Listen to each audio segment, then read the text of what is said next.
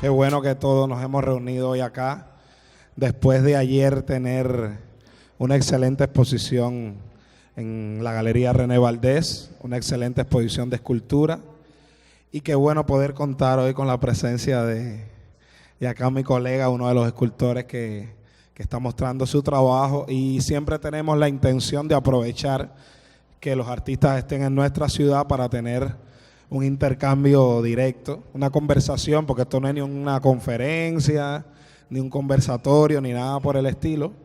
Lo que queremos propiciar es simplemente un diálogo entre el artista y nosotros que somos el público en este caso.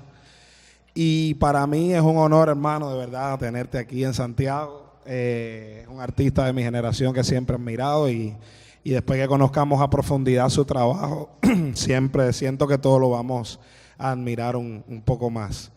Y nada, hermano, esto no es con dos que se quieran ni nada de eso, pero vamos a tener una cosita ahí, entablar un diálogo. Y lo que quiero es empezar porque, bueno, por el principio, valga la redundancia, que me hables cómo te empiezas a interesar por el arte y cómo entras a la academia, que eres de Las Tunas. ¿Eres de qué año? ¿De edad? 31 añitos. Entonces, nada, cuéntanos un poquito de ahí y de ahí vamos a empezar a ver algunas imágenes de su trabajo. Bueno, nada, buenos días para todos. Gracias a Alejandro, gracias a la Fundación por la invitación. Como Ale les decía, soy de Las Tunas. Ingreso a la enseñanza artística en el año 2005, con 15 años, en la Academia Profesional de Artes de Las Tunas, una academia que ya no existe.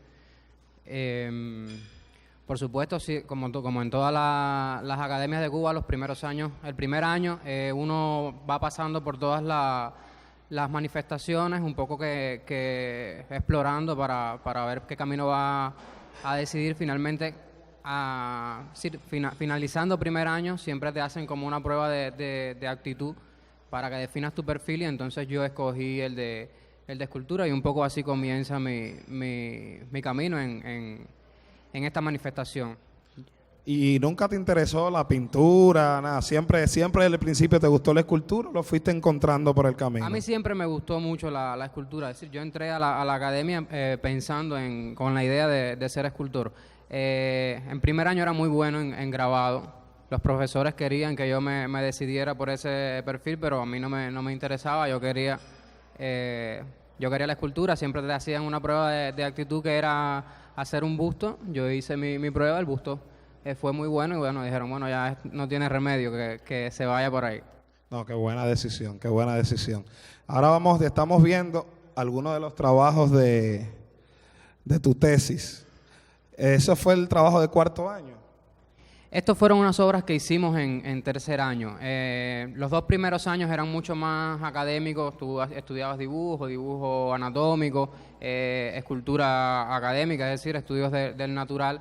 Pero ya cuando estabas en tercer año, iniciaban los alumnos un taller de crítica con un profesor que se llama José Miguel Costa. Actualmente somos colegas en Galería Servando, que tenía una visión bastante interesante y amplia dentro de la academia. Era uno de los mejores profesores que tenía la escuela.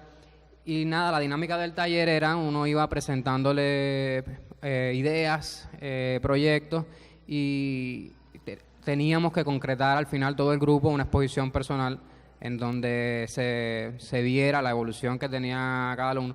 Yo creo que fue muy sano el trabajo que hicimos con él. Yo creo que él fue muy hábil en ir dirigiendo las inquietudes y el feeling de cada uno. Yo creo que eso es muy importante, que el profesor reconozca en el alumno cuál es el camino que lo motiva y lo sepa encauzar. Y estas obras fueron las que yo realicé. Eran 3 obras. La exposición terminó llamándose Mañana es lunes, porque era el día que nos encontrábamos en el aula con él. Todas las tardes de los lunes eran con él. Y fue, yo creo que una experiencia muy bonita, un poco que ya va madurando es decir, un poco mis necesidades para con el arte en estas primeras obras. Y fueron las obras que yo presenté para las pruebas de actitud de Lisa, que por supuesto fueron las que me abrieron las puertas para ingresar a la enseñanza superior. Evidentemente, siempre en tu trabajo te ha interesado mucho el dominio académico en la escultura. O sea, es algo muy difícil de lograr, es algo que requiere mucho estudio.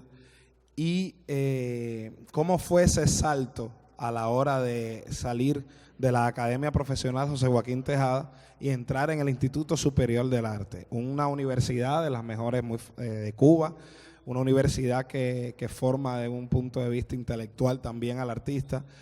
¿Cómo fue? ¿Cuáles eran las aspiraciones que tenías? ¿Qué era lo que pensabas que ibas a encontrarte cuando ibas a estudiar en el ISA? ¿Y cuál fue la experiencia de empezar a estudiar ahí en el ISA? Yo cuando ingreso al nivel medio, mi idea de arte era, sí, yo pensaba que la cosa venía por la mímesis, por dominar a la perfección las diferentes técnicas y por supuesto a mí siempre fue lo que me atrajo del ser artista, ¿no? En las pruebas de actitud, estas obras que tú mostrabas aquí fueron muy bien vistas. Los profesores del ISA les gustaron mucho y entonces en ese periodo todo fue bien. Yo inicialmente no quería ir para La Habana, pero Costa me dice, tienes que ¿Tú no querías irte para...? Sí, el camino que tienes que seguir es aquí, por eso para mí es tan importante el trabajo que él hizo con nosotros. Él me dijo, tú vas a ver que sí, que las piezas van a funcionar, que todo va a ir bien. Pero como tú decías, el ISA es una escuela eminentemente conceptual, es decir, es una escuela que tiene un corte más conceptual, menos académico. Tú no recibes allí ninguna clases de técnica. Lo que haces es ir a desarrollar tu trabajo y encauzarlo y dirigirlo ya para cuando egreses de la escuela, moverte e insertarte en el medio galerístico de la capital. Y fue fuerte porque en primer año, yo creo que es también una pauta pedagógica. La idea es moverle un poco el piso a los alumnos para que exploren otras posibilidades y se decidan. Es decir, si vas a hacer pintura, de verdad sea lo que tú quieres, lo que te interesa, si vas a hacer escultura, si vas a hacer performance, fotografía, lo que sea. Yo sí creo que la Academia de las Tunas tenía menos, para los alumnos, le daba menos recursos intelectuales. Es decir, yo creo que había otras academias del país, como la de Camagüey, la de Holguín, la de Cienfuegos, por supuesto San Alejandro, donde los alumnos llegaban mucho mejor preparados que nosotros. Ya ellos conocían esto de los ejercicios de McKibling, todas estas cosas, y el choque para otros muchachos en mi aula, por ejemplo, los de la Academia de Ciego de Ávila, en mi caso, los de la Academia de Granma, otras academias de Cuba, les era el choque un poco más fuerte. Y cuando llegas y te dicen, no, mira, vamos a intentar esto de otra manera, vamos a hacer las cosas distintas, te dan solamente 15 días para que pienses y realices una obra. Para hacer una escultura en 15 días es tremendamente complicado y entonces te ves obligado a ir encontrando soluciones diferentes y eso por supuesto es complicado cuando tú vienes con una idea ya preconcebida de lo que quieres hacer y te ponen en esta situación. Inicialmente siempre es difícil. Mi primer semestre fue desastroso, pero ya a medida que fue pasando el tiempo uno le va cogiendo un poco el golpe al asunto y entonces le van saliendo mejor las cosas, ¿no? No, una de las cosas que siempre he apreciado y he admirado de tu trabajo es el hecho de cómo has podido crear el balance entre el concepto y la forma, ¿no? Porque muchas veces se tiende eso a descompensar y en tu caso yo pienso que en el constante evolución desde que estabas en la escuela, en el ISA, hasta que la obra que estás haciendo, ha habido una constante evolución y una constante búsqueda de mantener lo que siempre te ha gustado hacer, pero que eso sea una obra viva y que tenga un nivel de pensamiento. Hay algunas obras que he traído, algunas imágenes de cuando estabas estudiando en el ISA, que creo que van marcando una forma de trabajo. Esta me hablabas de que es una colaboración con otro artista, pero quisiera que nos comentaras cómo se llama la pieza, de qué iba la pieza y en qué año la hiciste y qué te motivó a hacerla. Esta pieza se llama Cinco Letras. Como tú decías, es una obra que yo hice. 5 letras. Sí, hice con Osvaldo Ferrer, un colega que actualmente se encuentra viviendo y trabajando en Estados Unidos. Y yo es decir, le agradezco mucho a él, que fue una persona que me incitó nuevamente a retomar esto de la escultura. En mi primer año yo hice instalaciones, hice objetos de otro tipo, pero había abandonado un poco la figuración. Y la primera, hicimos 2 obras en conjunto, esta y la primera fue una Mona Lisa tridimensional. Él me vino con la idea, me dijo, mira, vamos a hacer esto. A mí me pareció buena idea y resultó bien. Y entonces un poco que volví a retomar el camino de la figuración. Y esta fue la segunda obra que hicimos juntos. Inicialmente la idea era hacer las cabezas a tamaño natural, pero cuando uno es estudiante eso es tremendamente complicado. Y entonces la solución que encontramos fue esta, es decir, es el Cristo de Gilma y el Martí de la Plaza de Sicre. Y era un poco poner las dos figuras a dialogar, ¿no? Son 2 íconos de la escultura en la capital, son 2 de las esculturas más grandes que hay en La Habana, y entonces nos resultaba muy interesante ponerlas cerca, crear un diálogo entre las dos. Es decir, uno como que representa la parte esta más espiritual, el otro la parte más patriótica, más, por supuesto, también desde la sensibilidad y tal. Y los dos lloraban. Lo más interesante que tenía la pieza era que se iba llenando, sí, iba corriendo las supuestas lágrimas, por supuesto que eran agua, y se iba llenando la sala donde estaban puestas, y los dos ríos estos se entrelazaban, y era súper interesante porque luego la gente entraba, pisaba, la galería se iba llenando de pasos. Fue una pieza muy, muy bonita, la verdad. No, la verdad que es una pieza que me encanta el resultado que quedó. ¿En qué material fue hecha? Es resina, ya desde que yo inicié... Ahí es donde empieza el trabajo ya con la resina. Empiezo a explorar con esta pieza ya las posibilidades que nos brindaba la resina. Este es un trabajo que creo que es un ejercicio de clase, ¿no? Es un ejercicio de clase que ya también yo pienso que empieza a marcar también una forma y un pensamiento de trabajo crítico que al final yo pienso que brota en su máxima esplendor con tu pieza de la tesis. Coméntanos de esta obra. Ya esto fue en tercer año de ISA. Ya un poco se acercaba. Mentira, discúlpame, fue en cuarto año de ISA ya. Un poco se estaba acercando, sí. Un poco se estaba acercando ya la tesis.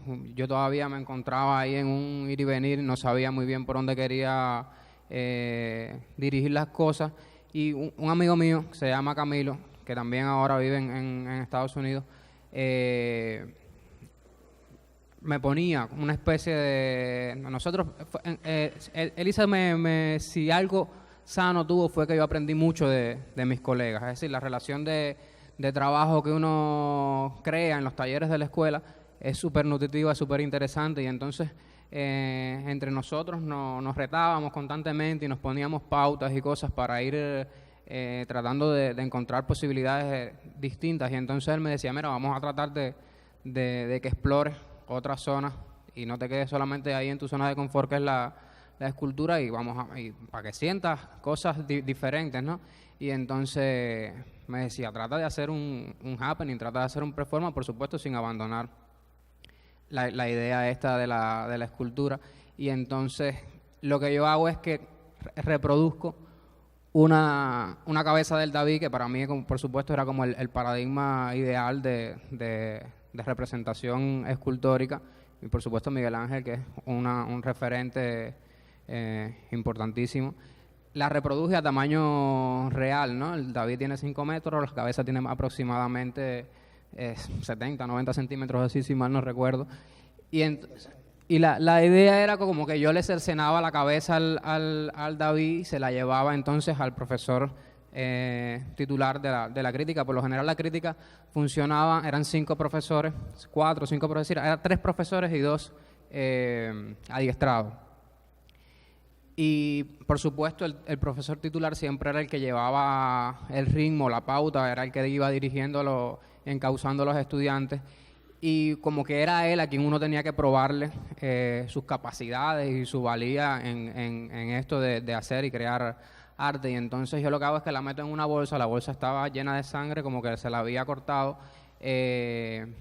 un poco con la idea esta del matón que le lleva la prueba del crimen al jefe, ¿no? La pieza se llamaba Está hecho, It's done, en inglés, como que cuando le llevas la cabeza de que ya lo que me mandaste a hacer está resuelto, y entonces ya yo irrumpo en la crítica con la bolsa en la mano y se la tiro en los pies, la bolsa empieza a sangrar. Es una cosa súper interesante porque realmente te genera mucha adrenalina. Mucho morbo, así, sí. ¿no?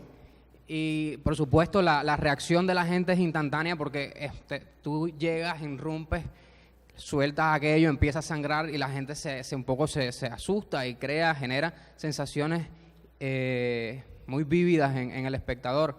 Ellos luego exploran el objeto, encuentran la cabeza y por supuesto luego digo el nombre y tal, y inmediatamente suscita muchísimas ideas, muchísimas cosas, ¿no? Claro que sí, claro que sí.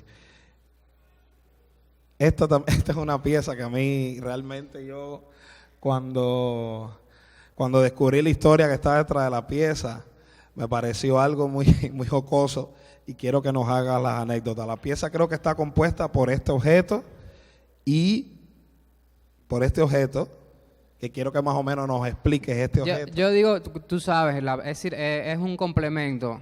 Como yo te decía, era un momento en el que yo me encontraba explorando mis necesidades más íntimas y un poco ya el criterio de los profesores y de los colegas empezaba a dejar de ser importante. Yo quería saber qué era lo que yo necesitaba para mí. Y entonces me invento esta obra. Esto en verdad es como el señuelo de la obra. La obra realmente es lo otro. Esta pieza se llamaba, esta de la jeringa en la pared, experimento mental de un espectador en caída libre.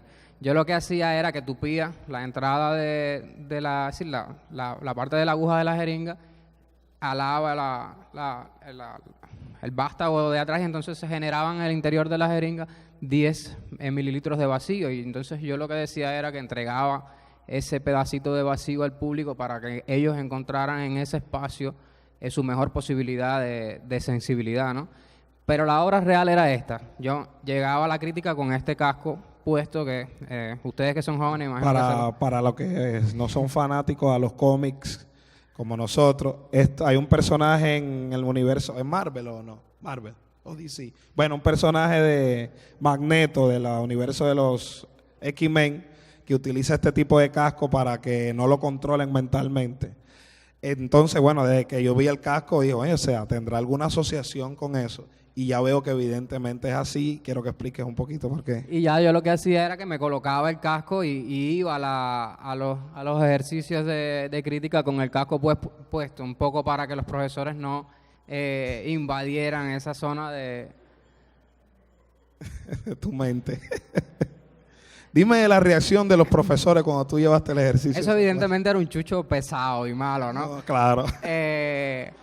Pero a mí me gustaba el hecho de que sí generaba sensaciones importantes en el espectador. Por supuesto, los profesores se achicharraron conmigo ese día, pero por supuesto siempre se percatan de que tú estás moviendo los hilos ahí de una manera interesante y las cosas al final resultan bien.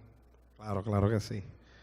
Entonces, de vez en vez uno que estudia, que está en el mundo del arte, en mi caso, en el caso de los jóvenes, de los contemporáneos, de vez en vez se suscitan piezas en el ISA que como que están en La Habana, pero nos llegan aquí a Santiago y se convierten prácticamente en sucesos que van marcando la historia del arte. Y yo creo que esta pieza, evidentemente, es una de las piezas que marca tu carrera, es la pieza con la que te gradúas y es una pieza que suscitó muchas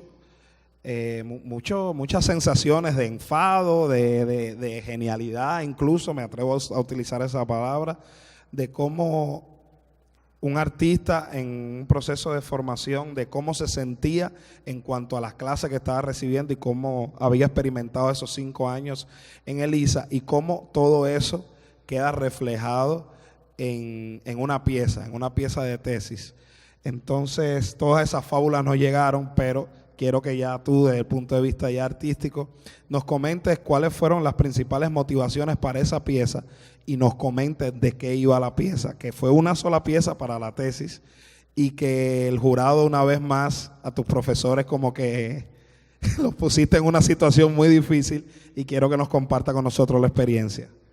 Yo, como te comentaba, me encontraba ahí en un momento de exploración, pero al final un poco que yo lo que necesitaba era hacer figuración y me interesaba la figuración en una forma un poco más pura. Por lo general, en todas las que has visto un poco está contaminada de otras cosas. Yo digo que son esculturas con trampa al final.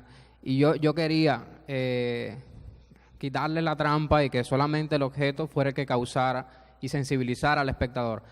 Pero eso en el contexto de Elisa era complicado. Esto que ya yo venía haciendo, como que sí era bien acogido, pero yo no estaba conforme y entonces en un primer momento traigo esta pieza así, como está ahí sin la trampa, y es lo que yo muestro en mi pretesis, pero mi idea era que ya la postura es decir, el autorretrato, mi postura en el sillón, un poco que decía cosas y tenía valor.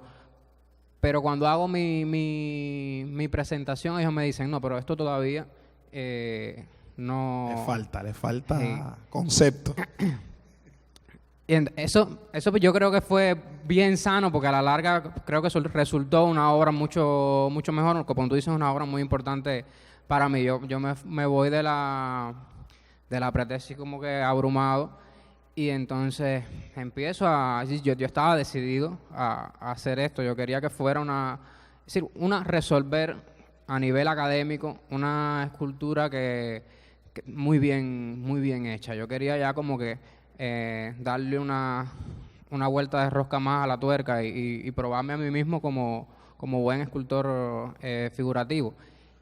Pero bueno, por supuesto tenía que graduarme de la escuela, eso era también importante. Y entonces, caminando por ahí se me ocurre esta idea de meter dentro de la obra todo el panfleto teórico que te exigen en la escuela para la graduación, y por supuesto retar al tribunal y al público a decidir entre qué era más importante. Nárrame cómo fue. O sea, pusiste la escultura, entraste... Fue un proceso complicado porque normalmente se te va haciendo un seguimiento a lo largo de todo el año de cómo tú vas, los avances que tú vas teniendo en la tesis. Yo, por supuesto, con mi tutor ahí, al amparo de mi tutor, le explico, a él le gustó mucho, fue Carlos Aguilar. Le gustó mucho la idea, me dice, no, bárbaro, vamos a meterle mano a esto. Yo le digo, mira, Carlos, lo que necesito, porque como mi postura era muy importante, ¿no? Es decir, no se podía saber esto hasta el día de la discusión, y entonces yo le digo, vamos a solicitar al decanato de la facultad que mi parte, porque por lo general la parte teórica se entrega unos días antes para que el oponente la lea y entonces formule las preguntas y tal. Yo le digo, mira, vamos a solicitar que la parte esta teórica no sea develada hasta el día de la inauguración de la pieza, y porque es imprescindible para el acto expositivo, ¿no? Lo hicimos. Negrín era mi oponente en ese momento. A Negrín no le pareció muy buena idea, pero él nos dijo, no, pero a la larga yo no soy quien para decidir eso, hablen con el decano. Vimos a Jorge, y Jorge pícaramente, él sabía que algo estábamos tramando, nos dijo, no, está bien, háganlo como ustedes entiendan, tú corres con las consecuencias de lo que sucede. Entonces, nada, seguí trabajando. Fue interesante porque a medida que iba creciendo la escultura, empezó a generar polémica, y entonces la gente empezaba a preguntarse qué va a suceder el día de la tesis, ¿no? De la inauguración. Y nada, la fundo en resina, coloco todo esto dentro, estaban los papeles y estaba un audio en una memoria donde yo hacía mi defensa oral, ¿no? Lo meto todo dentro, llega el día de la... Y sellas la escultura completa. Por abajo estaba también sellada. Lo hacemos en un teatrico que hay ahí al fondo de la facultad, que es un espacio de lo más bonito, un espacio parecido a este, pero bueno, tú sabes, con la estética de Lisa, todo de ladrillo. Estaba la pieza, el público y el tribunal delante, y entonces ya hacen la presentación, me dan la palabra. Y cuando me dan la palabra, yo lo que hago es que voy detrás de la escena, y yo tenía un saco lleno de mandarrias y martillos y cosas, y entonces me paro delante del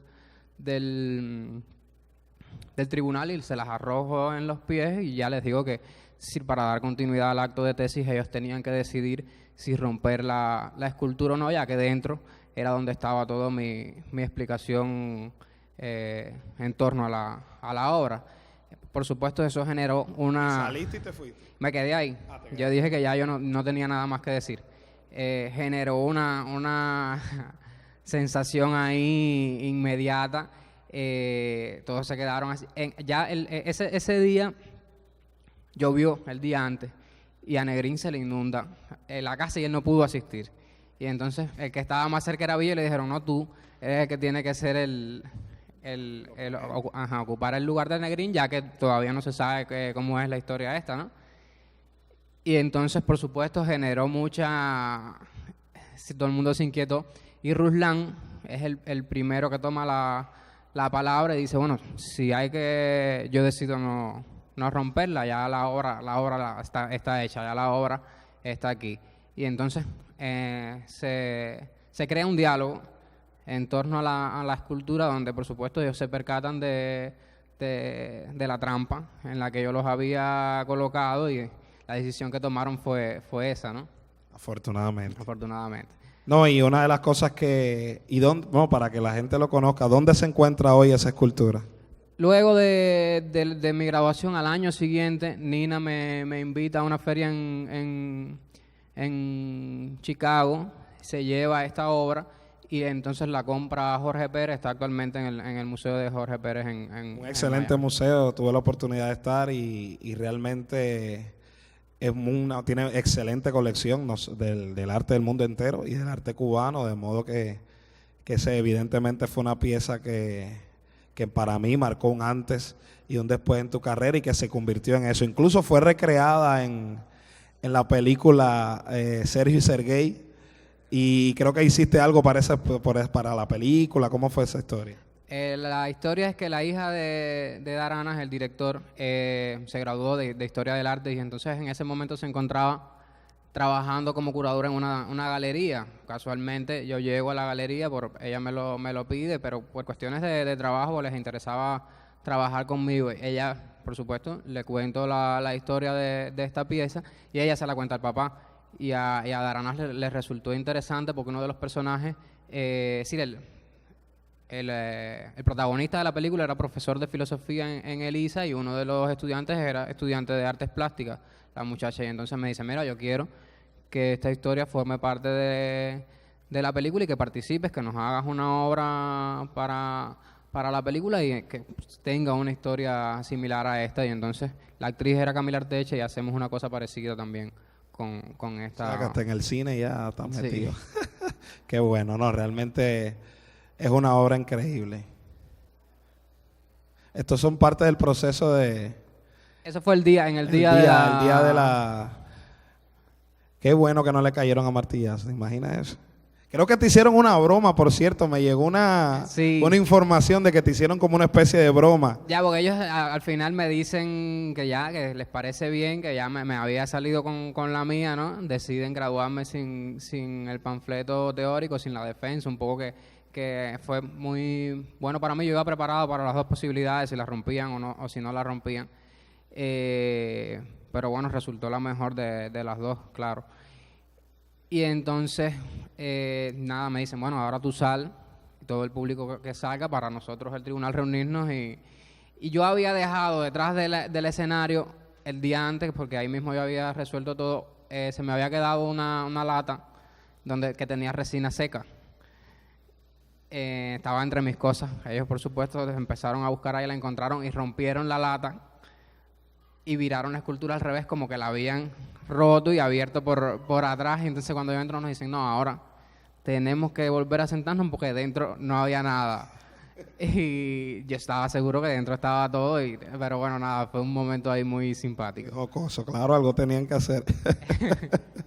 No, pero realmente demostró también la calidad de los profesores y la inteligencia para entender el mensaje detrás de la obra. Ahí se ve la energía que tuvo ese día de la inauguración. Bueno, ahora ya yo quiero, una de las cosas otra pieza que a mí me parece que también fue muy importante, fue el hecho de esta exhibición que se hizo en Galería Galeano, que se llamó Forastero en Tierra Extraña, ¿no? Esta obra, por cierto, siempre es recordada como una de las mejores exposiciones que se han hecho en esa Galería Galeano. Cuando yo estuve en La Habana, todo el mundo me recordaba esa pieza. Era una exposición de una sola escultura. Esa es una exposición que también suscitó mucho público y muy buena crítica. Y también fue una exposición que increíblemente, para sorpresa tuya, también se vendió esa obra. O sea que sé que en el caso tuyo como escultor, estas son obras que como que tú nunca piensas que se vas a vender. La haces como realización personal por el simplemente de realizarte, de materializar un proyecto. Y qué increíble, y qué bueno y qué positivo que esto se logre. Y quisiera que me platicaras de dos cosas. Una, la relación tuya personal con la Galería Galeano, que como todos sabemos es una galería que trata de agrupar a los jóvenes talentosos de menos de 35 años. La relación de cómo Sandra, la especialista, te busca para que sigas haciendo tu trabajo, te motiva para hacer estas exposiciones.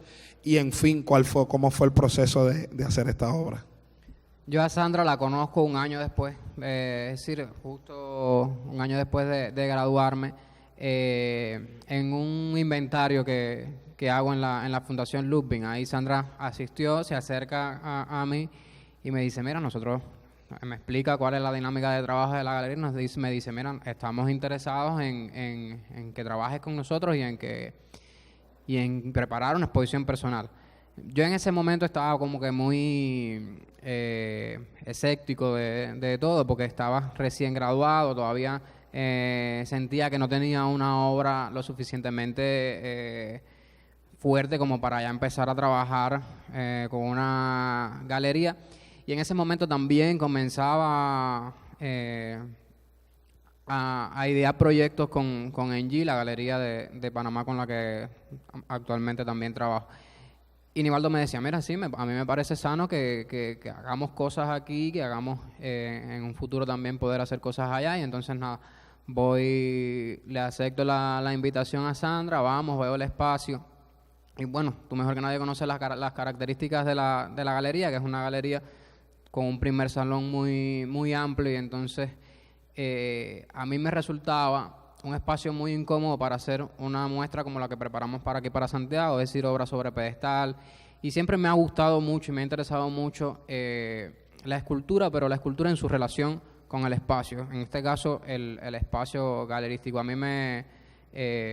como yo te decía, quería quitarle la trampa a las esculturas y dejarlas en su forma más pura, por supuesto, explorando esta cosa de cómo cambia el objeto de acuerdo a la situación en la que tú lo colocas, ¿no?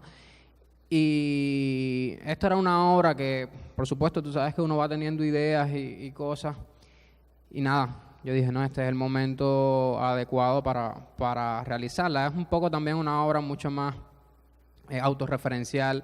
Sí, a mí me gustaba mucho. La idea, nunca había hecho un caballo. A mí por supuesto, siento mucha admiración por los escultores de finales del siglo XIX, inicios del XX. La escultura ecuestre era una cosa que me resultaba a mí muy atractiva. Era como un reto que yo quería probar, el hecho de poder hacer un caballo, ¿no? Pero en este caso yo quería que fuera un caballo de trabajo, no un caballo de guerra, un poco tú sabes que la escultura es una cosa que lleva mucho empeño, que lleva mucho trabajo fuerte, y entonces yo me veía reflejado en este animal de tiro, de carga, ¿no? Y para mí, tú sabes, lo sabes muy bien, siempre ha sido muy incómodo el hecho de enfrentarme al público, a la inauguración, a la interacción, al mundo del arte, al mundo del mercado también. Y la cosa fue cogiendo forma, hilando estas cosas que te digo. Y nada, yo dije, bueno, yo quiero que sea una sola pieza, yo quiero ver qué tan fuerte puede llegar a ser la galería vacía y una sola obra. Y entonces se lo propongo a Sandra, ya le pareció muy buena idea. Era riesgoso porque por lo general tú sabes que es una galería que tiene un patrón curatorial, un poco era romper con la manera en la que estamos acostumbrados a ver la galería y el espacio expositivo.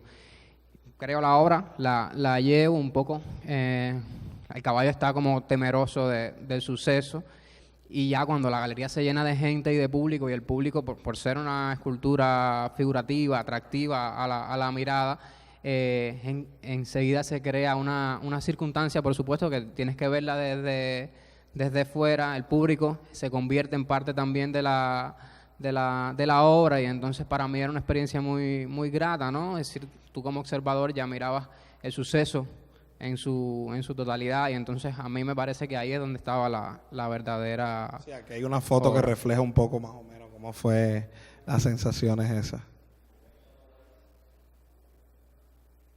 A la larga es el público el que viene a llenar la galería, ¿no? Es una cosa muy, muy interesante. Y cuando te enteras de la comercialización de la pieza. Eso tanto para Sandra como para mí fue un inesperado. Ella siempre me lo comenta mucho, que fue una experiencia bonita porque fue una obra que cumplió todo el ciclo, y para ella como curadora también fue algo nuevo, fue algo bueno, y nada. No, realmente... Muy feliz de todo como sucedió todo. Una buena experiencia. Bueno, ya que hay algunas obras que están incluso en la exposición, pero quería que me hablaras también de la relación de la galería, o sea, la relación como artista con NG Gallery, que la preside Nivaldo. Y para ti, ¿qué importancia tiene y qué tan bueno es ya empezar a hacer este tipo de relaciones con galerías internacionales que están interesadas en tu trabajo, que también es algo muy valeroso por el hecho de que la escultura es muy compleja para transportarla, es muy compleja hacerla? Por ejemplo, muchas veces alguien piensa, por ejemplo, que esta escultura, bueno, es una pieza, pero es una pieza que tiene 5 figuraciones, y que cada figuración te puede tomar 1 mes y medio, 2 meses. O sea, al final es una pieza que se condensa en 1 año de trabajo, en 8 años de trabajo, y generar una exposición con esta característica, que una galería se interese y que en todo su sentido es algo muy importante, y quisiera que nos platicara acerca de esa relación de trabajo.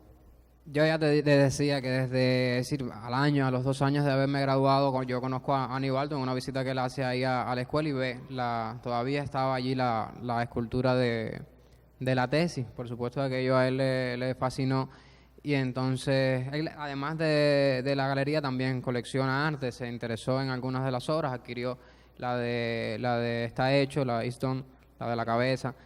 Y iniciamos una relación, una colaboración. Por supuesto, él me propone que me piense una exposición personal para llevarla allá a la Galería de Panamá. Igual, él insistía mucho en tratar de que fueran piezas pequeñas, más parecidas a las que trajimos acá, pero en aquel momento mi necesidad era, es decir, yo tenía como que muy bien claro que lo que quería era esto que te comentaba de la escultura en su diálogo con el espacio y el espectador, y le comento el proyecto, le muestro los bocetos, las ideas, y al final a él le pareció muy bien. Entonces preparamos esta exposición. Tenía dos piezas, que como tú dices eran 2 conjuntos. La exposición se llamaba Impío. Esta obra se llamaba Sílfides. Sílfides son en la mitología griega como los espíritus estos del aire, son como especies de ninfas así, y en la obra lo que yo hacía, solamente modelé una, es decir, era una figura y la reproduje 3 veces. Y a mí me gustaba mucho la forma en la que tú, cambiando la situación y el diálogo entre los 3 objetos, creabas una escena con determinada emotividad, ¿no? Es decir, la de abajo parecía estar siendo acusada por las de arriba. Una tenía un temperamento y las otras 2 tenían un temperamento distinto, aún siendo la misma figura. Y yo creo que era muy interesante. Es decir, es muy interesante la manera en la que la situación del objeto lo condiciona, ¿no? Y un poco es una exposición que dio pie a muchas de las obras y a muchos de los proyectos en los que me encuentro actualmente desarrollando. No, realmente es una pieza preciosa. Esta obra ahí de nuevo el caballo estuvo en la Bienal. Hoy por hoy esa pieza va a estar aquí en Santiago. De hecho está en los talleres de Caguayo, que dentro de poco será fundida en bronce para que se quede acá. Estuvo en la Bienal de La Habana y también fue un suceso maravilloso. Y una de las cosas que ya quisiera hablar, como para ir cerrando esta etapa, es el hecho de algo que siento que también te marca como creador, y es la relación de trabajo con el maestro Villa Soberón, y cómo durante tantos años empiezan a ser un verdadero equipo de trabajo, que prácticamente han formado una escuela y que te ha dado la posibilidad de hacer obras que hoy por hoy están emplazadas en lugares de La Habana y de otro país. Te ha dado la posibilidad de hacer esa escultura conmemorativa que muchas veces cobra distancia con la creativa personal de las cosas que quiere decir, pero que también sé que te satisface como creador y te hace replantearte cosas y hallar soluciones para lograrlo. Y quisiera que me platicaras de eso, de cómo empieza esa relación de trabajo, de cómo te sentiste y que hasta dónde va a llegar esa relación por los siglos de los siglos. La relación mía y de Villa inicia, por supuesto, ahí en la escuela. Él nunca llegó a impartirme clases. La única relación profesor-alumno que tenemos es esta. En el momento de la discusión de tesis nunca coincidimos, por supuesto, en el ámbito académico. Pero ya cuando estoy yo en 5º año, él se acerca a mí y me dice, mira, por supuesto ya le había ido viendo el camino que iba tomando mi trabajo personal, y entonces me dijo, mira, a mí me interesa, por supuesto, después que te gradúes. En ese momento yo me encontraba trabajando en lo de la obra de la tesis, que me tomó mucho tiempo, que colaboremos juntos en el encargo de la escultura de Martí que tenían para Santiago de Chile. Para mí, inicialmente, por supuesto, fue una oportunidad que fue muy atractiva y muy buena para mí. La relación de trabajo era muy de respeto, pero Villa es una persona, tú la conoces, es muy buen ser humano, ¿no? Y él supo cómo ir estrechando esa distancia que siempre se crea. Villa, el Premio Nacional de Artes Visuales, pero él supo cómo hacer la colaboración mucho más amena. Siempre es una persona que siempre ha respetado mucho mi criterio y mi opinión en torno a las obras, y el trabajo siempre ha sido muy fácil, muy bueno. Iniciamos con esa escultura de Martí, que luego se le hizo una edición para la Embajada de Cuba en Washington. Yo te comentaba ayer que fue el Martí que balearon en el atentado aquel. Y luego hacemos una escultura de Gabriel García Márquez, por supuesto. Ahí se va afianzando la relación que tenemos y ha continuado hasta hoy. En el taller es como que ya una pauta el hecho de que casi todas las esculturas conmemorativas que llegan las hacemos en colaboración, y entonces independientemente cada uno hace las obras que vieron ayer en la galería.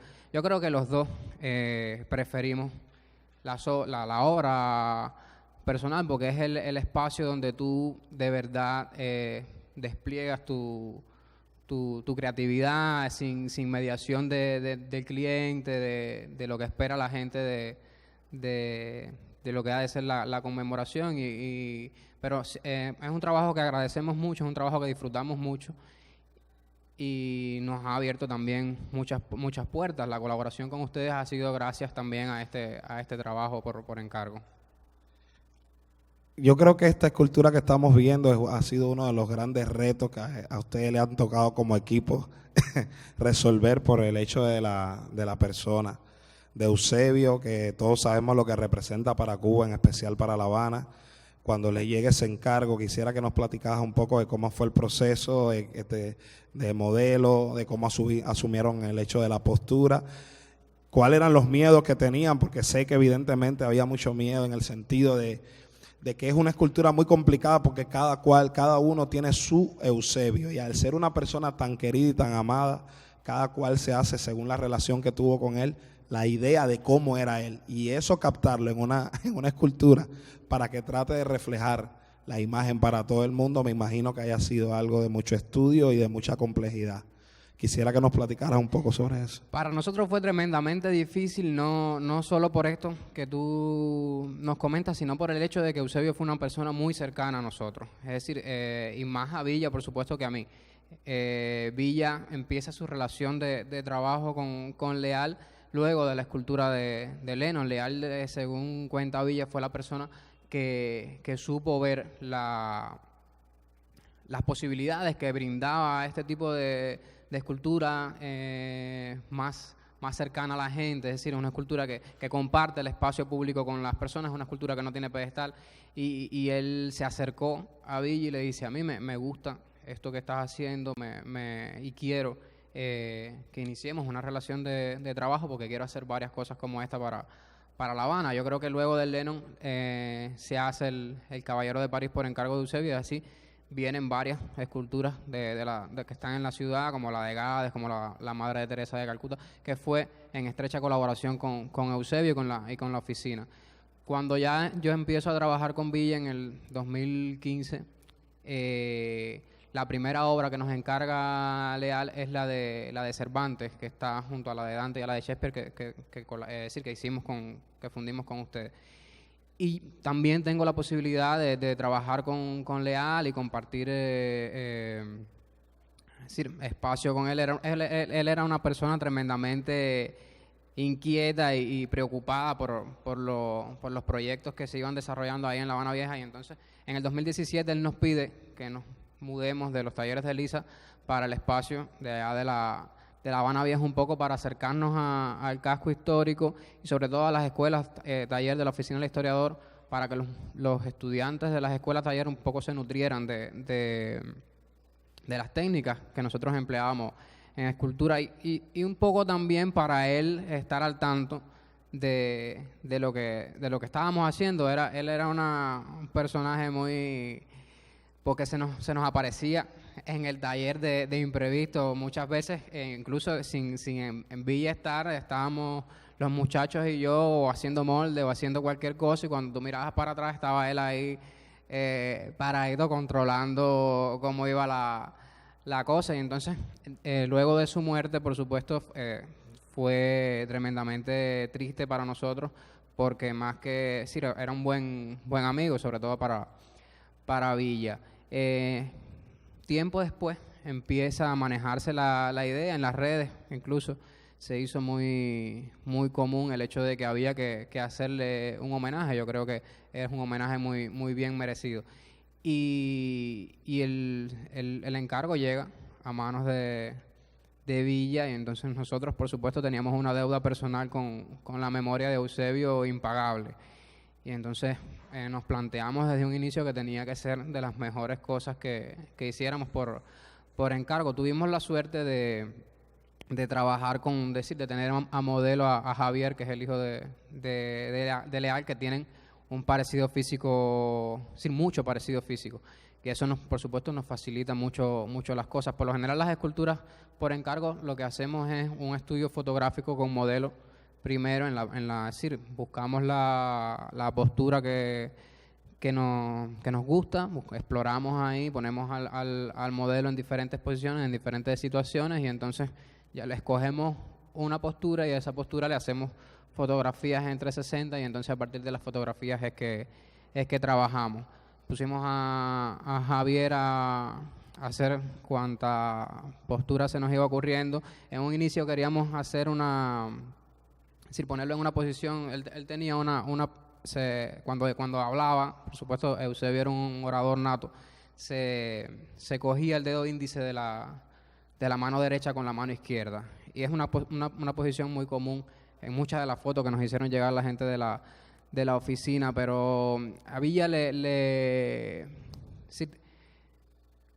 parecía mejor recordarlo como el Eusebio de Andar la Banda, el Eusebio que caminaba la ciudad y tenía un momento para todo el que lo intersectaba en su día de laboral y le hacían preguntas. Era muy común encontrártelo por la calle caminando solo y la gente se acercaba a él le dedicaba un poquito de tiempo a cada uno y entonces queríamos que fuera recordado de esa manera.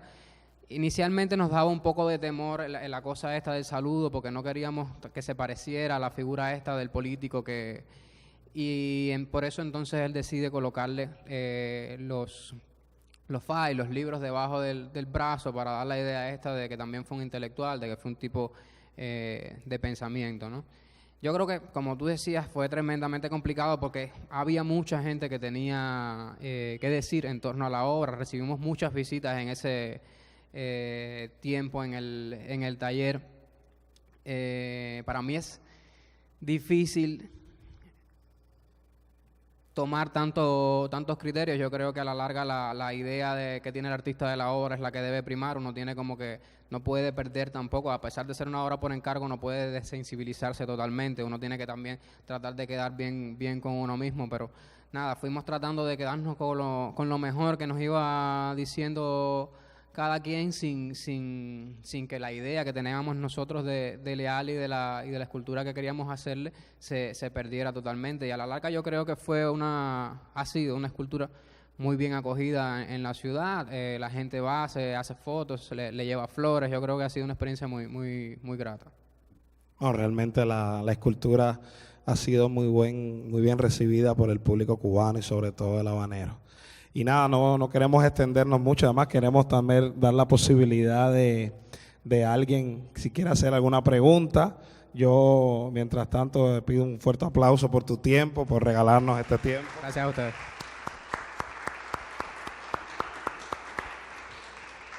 No siempre se tiene la oportunidad esta de estar ahí, de tener una conversación y de aprender. Entonces, nada, si alguien quiere hacer alguna pregunta, puede levantar la mano, ¿no? Le llevamos el micrófono y pueden preguntar lo que quieran. O si lo quieren hacer de una forma más intimista, bueno, ahora cuando nos bajemos se le acercan y le preguntan entonces. Ada. Buenos días. Primero, agradecida. Yo estoy segura que, mi nombre es Ada, soy profesora del Departamento de Historia del Arte. Y estoy agradecida por la oportunidad de estar aquí y me imagino que también los estudiantes de Historia del Arte también lo estén, porque realmente ha sido un encuentro, una conversación realmente muy provechosa, sobre todo para entender el proceso de producción artística, incluso desde la academia, ¿no? Yo quería, mi objetivo más bien es hacer un comentario y una pregunta. El comentario va relacionado sobre todo con el hecho de que cuando uno hace el recorrido por su carrera desde que está en la academia, pues uno se da cuenta enseguida que es una obra totalmente desacralizadora, totalmente irreverente, que intenta sobre todo incluso desde el código visual académico, pues ser transgresor desde el concepto, ¿no? Y eso se aprecia incluso cuando uno ve la evolución de su obra después de graduado. Ahora, quisiera saber sus consideraciones sobre un momento como este donde resulta tan difícil transgredir o revolucionar un poco las pautas estéticas conceptuales del arte, como sin revolucionar conceptualmente y formalmente la obra, usted, siento yo, que ha logrado precisamente trastocar un poco, sobre todo los espacios de circulación de la obra de arte. O sea, la obra misma de del caballo, por ejemplo, en la exposición, evidentemente no es solo un aporte desde lo conceptual en el ámbito artístico, sino también una transformación del discurso curatorial. O sea, hay una transformación ahí de ambas cosas, ¿no? De la creación artística y de las pautas que rigen, digamos, el proceso curatorial, y eso hace que a la larga una obra que aparentemente no es transformadora, aparentemente cumple las pautas conceptuales tradicionales, rompe el proceso de, o sea, el lugar de circulación de la obra de arte. Y a veces uno lo hace intencionalmente, a veces no. Sobre todo yo siento que en su caso es intencional, pero me gustaría saber sus percepciones sobre ese sentido. O sea, sobre todo cómo uno puede hacer una obra transgresora desde una obra de arte que aparentemente es formal, pero cuando se ubica en el proceso de circulación de la institución arte, pues la transforma, ¿no? Al menos así es como yo lo veo y me gustaría saber su percepción. Y por otro lado, me gustaría que nos comentara un poco sobre el proceso de encargo de la escultura de Enriqueta Favés, sobre todo en un momento sobre todo de la sociedad cubana, aunque no es solo un fenómeno de la sociedad cubana, más bien es universal. El tema de género, el tema de inclusión realmente ha ocupado la agenda de la mayoría de la comunidad internacional. De hecho, forma parte de los Objetivos de Desarrollo Sostenible en la Agenda del 2030. Y bueno, Cuba, yo creo que acertadamente ha hecho entre sus objetivos, o ha tenido entre sus objetivos insertarse en esa agenda, ¿no? Entonces, me gustaría saber, sobre todo, cuáles fueron las entidades que incidieron en que se hiciera esa escultura de Enriqueta Favés, cómo fue el proceso, o sea, cómo fue el proceso de solicitud al equipo de Villa, donde usted trabaja, para hacer esa escultura, y bueno, cuál fue el tránsito, o sea, el proceso de erigir esa escultura, ¿no? Gracias. Bueno, nada, a ver, para un poco intentar responder a tu primera pregunta, siempre la gente se me acerca y me pregunta, por ejemplo, no sé cuál creo yo que es el estado de la salud de la escultura cubana, si es intencionado mi posición de como que encontrar un lugar a la figuración en un contexto eminentemente conceptual. Yo creo que si te soy sincero, en ningún momento me he planteado esas posibilidades dirigiéndolas es decir, con la idea de crear pautas en el macromundo del arte, ¿no? Yo creo que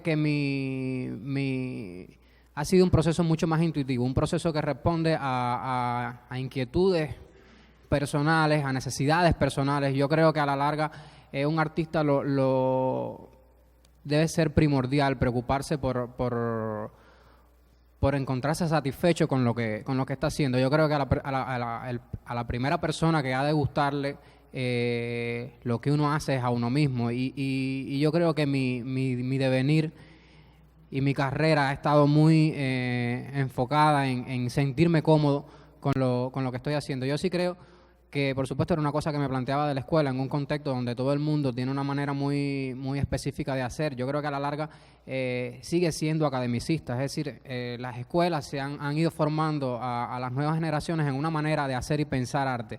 Y en un contexto así, tú plantarte con una forma de hacer del pasado, que mucha gente entiende ya superada y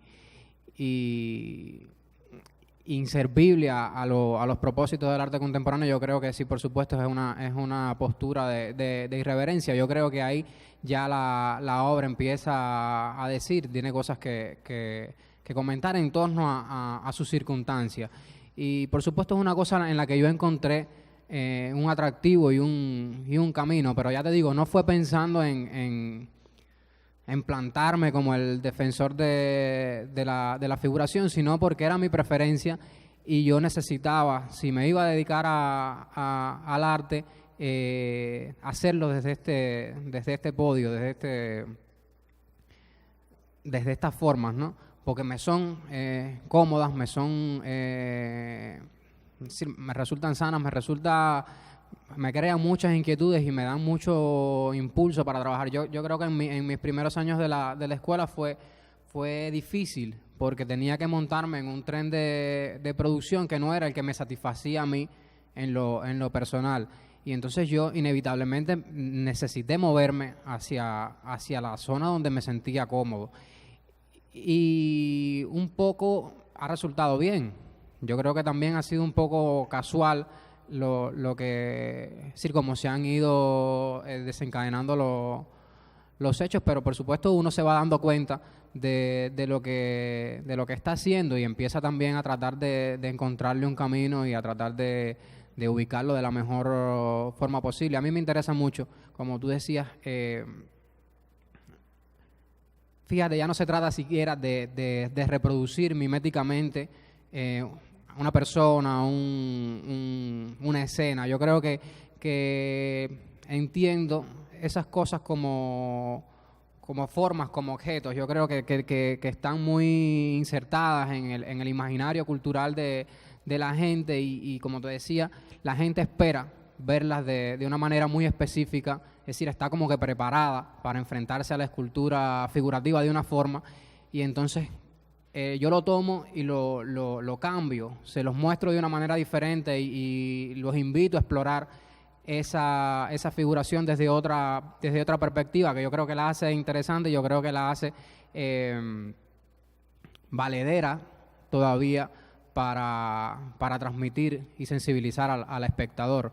Yo creo que sí, que hay como una especie de racismo estético con estas formas, y muchas veces se menosprecian, pero yo no lo creo así. Yo creo que son muy válidas y muy utilizables todavía en el arte contemporáneo, y ese ha sido como que mi impulso, ¿no? Sí, para a la hora de exponer y de mostrar lo que hago, de crear. Con relación a lo que me preguntabas de Enriqueta, el personaje de Enriqueta yo creo que, como tú dices, debido a las circunstancias y al camino que está tomando, es decir, las leyes y las cosas en Cuba, vino a ser muy, muy pertinente, ¿no?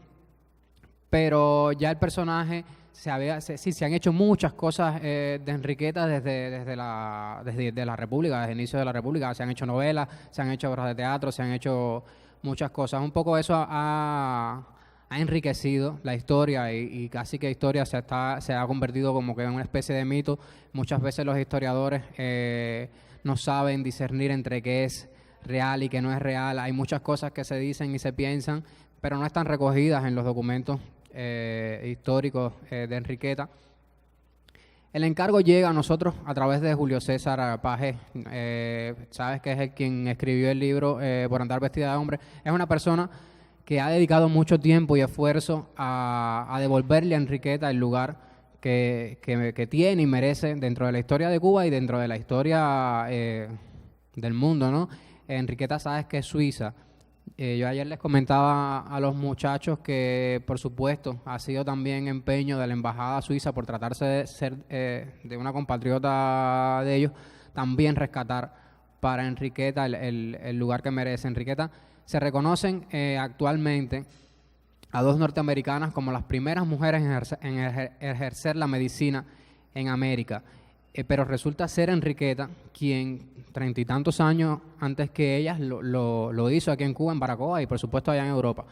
Y ha sido móvil de Julio rescatar el personaje para la historia de Cuba. Yo creo que es una persona que le ha dedicado mucho tiempo y esfuerzo a ese empeño. Todavía hoy se están haciendo cosas. Próximamente se va a hacer allá en La Habana, se va a hacer en Guantánamo, también en Baracoa, una exposición con un corte más historicista en torno a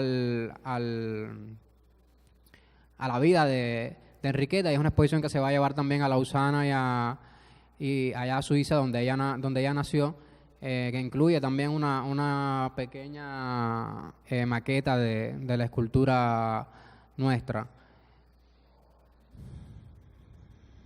Gracias. Gracias a ti.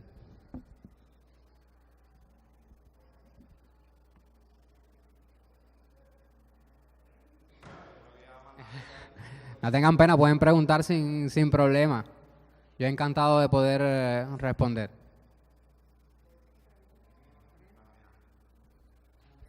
Hermano, muchas gracias, de verdad. Otro aplauso. Coño, espera, por aquí. Esta pregunta va a estar buena. Quería comentarles algunas apreciaciones sobre el proceso de trabajo de este equipo, porque como no soy bobo, casi siempre que voy a La Habana llego a ese taller. Y lo digo con mucha, como siempre me gusta hablar, transparencia, porque por ejemplo me preocupa, y me imagino que Ariel también, la ausencia de escultores en esta. Tenemos a Cari, eminente escultora cubana, pero hace rato miro hacia atrás y veo, no sé si ha fallado la promoción o es que realmente hay otro fenómeno relacionado con el interés de nuestros colegas en Santiago por acercarse a estos momentos de privilegio. En ese sentido, como escultor radicado en Santiago, te pido disculpas por la ausencia de mis colegas, de muchos de mis colegas en Santiago. Realmente la experiencia de trabajo de este grupo, de este equipo, me recuerda mucho las grandes academias no institucionalmente definidas, concebidas, sino las academias como la del Renacimiento, que surgían a partir de un maestro y sus admiradores, sus seguidores, sus alumnos.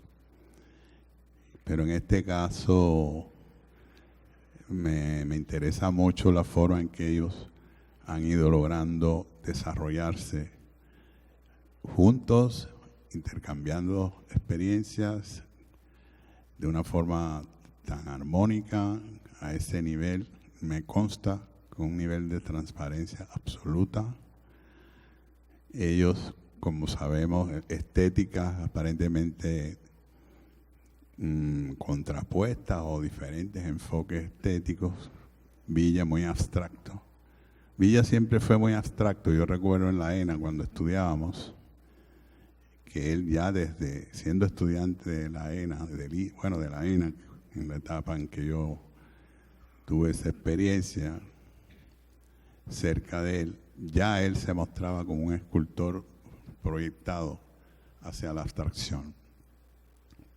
Pero luego yo siempre he sentido que él ha tenido mucha admiración por la figuración. No sé qué piensas tú, a tal nivel que, ya ven, este reto de él de estar trabajando al lado de ustedes, bueno, de ti en este caso, y también de otros, vamos a decir, discípulos, en primera instancia, que han estado trabajando con él esta línea, lo cual denota también una enorme capacidad de Villa como maestro. Además de ser una gran persona, como bien tú decías, que siempre lo mostró, también su capacidad como pensador, como intelectual. De esa generación, Villa siempre brilló por su inteligencia, por su verbo, por su capacidad de teorizar en torno al arte. Por eso yo siempre que puedo hablar con jóvenes creadores, artistas, de lo primero que le hablo es que ser cultos, hay que estudiar, hay que leer. No basta con tocar la materia, hay que saber qué vas a hacer con ella. De manera que lo aplaudo también al curador, el de la idea de traer este regalo a Santiago de Cuba, porque creo firmemente que es uno de los, no sé en cuántos años no teníamos en Santiago una exposición de este nivel. De modo que agradecerle a ustedes por ese esfuerzo, por ese interés, y seguro que muchas de estas personas que tenemos aquí, que seguramente van a salir buenas críticas, buenos analistas. Algún día hablarán de la historia de esta maravillosa exposición. Era lo que quería decir. Maestro, agradecerle a usted por la invitación. Realmente, Alejandro lo sabe, nosotros estamos muy felices de estar acá. No solo por el hecho de traer la exposición, que realmente ha sido una experiencia muy grata, sino por la posibilidad de venir aquí y aprender y compartir con usted, con la gente del taller. Ese taller que para nosotros es el gran templo de la escultura cubana. Nosotros casi más que ir a la galería, que quisiéramos pasar más tiempo allí, porque es un lugar donde creemos que tenemos muchísimas cosas para llevarnos, ¿no? Y para transmitirle experiencias. Por eso yo quería que los muchachos vinieran con nosotros. Como usted bien decía, en el taller se han ido formando mucha gente jóvenes, incluso que no vienen de la enseñanza artística, pero que tienen una sensibilidad hacia la escultura, hacia las artes visuales, y en el taller se han ido formando, y con Villa, como usted decía, a la cabeza, que ha sido una persona que se ha preocupado muchísimo por encauzar y ayudarnos a nosotros a navegar por el mundo de las artes visuales. Nos es súper útil y súper gratificante el poder venir acá y llevarnos experiencias distintas que por supuesto vamos a aplicar en función de mejorar el trabajo que hacemos. Ahí está Jainier, está Mario, que colaboran con nosotros allá en el taller, y que por supuesto de aquí se van a llevar muchas buenas ideas y muchas buenas experiencias para su obra. También hacen su obra personal. Ahora próximamente tenemos una exposición en la que ellos están participando. Jainier y Mario también participaron en el POS, y yo creo que el taller de allá de La Habana también es un lugar donde se ha ido gestando una nueva generación de escultores, casi que sin quererlo, ¿no? Se han ido formando, se han ido interesando y han ido encontrando su propio camino también. Ya le digo, profundamente agradecido de poder estar aquí con ustedes.